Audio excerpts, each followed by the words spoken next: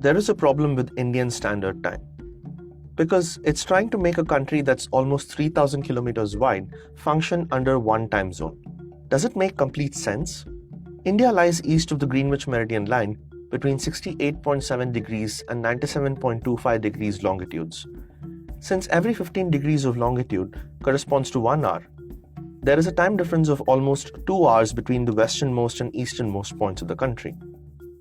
Which means if someone living in this end of the country experiences sunrise at 6 a.m., this end has already seen it at 4 a.m. And this is very inefficient in terms of making most of the day as possible. The British understood this during the colonial era and decided to split the country into two different time zones in 1884, Bombay time and Calcutta time, after two of the most important cities of that era. But in 1904, when railway lines started linking up important places, a single time system had to be followed to avoid confusion.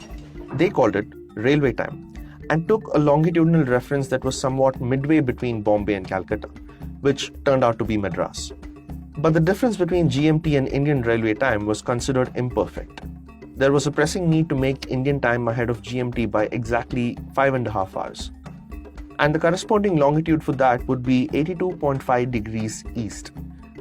The town of Mirzapur in present-day Uttar Pradesh was found to be on that very line. A clock tower that was constructed in 1891 was officially designated to show Indian Standard Time. And this was what was followed for a long time, even after independence. Today, IST is maintained by the National Physical Laboratory in Delhi through high-end cesium atomic clocks.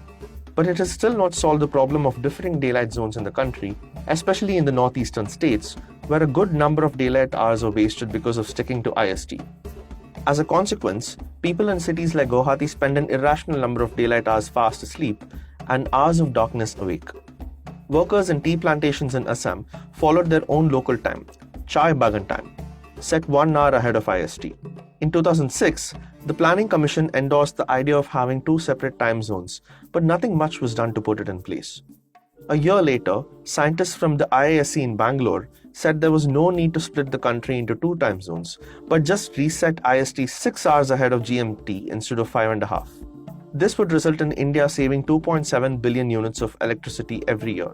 That did not take off either. There are other fears about multiple time zones, like confusion and ambiguity in travel schedules.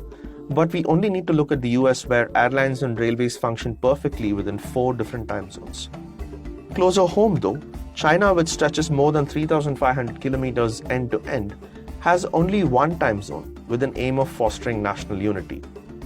For now, there does not seem to be any decision from the Indian government in solving the crisis of time between two parts of the country, which means all of our watches and clocks will keep ticking to IST for a long time to come.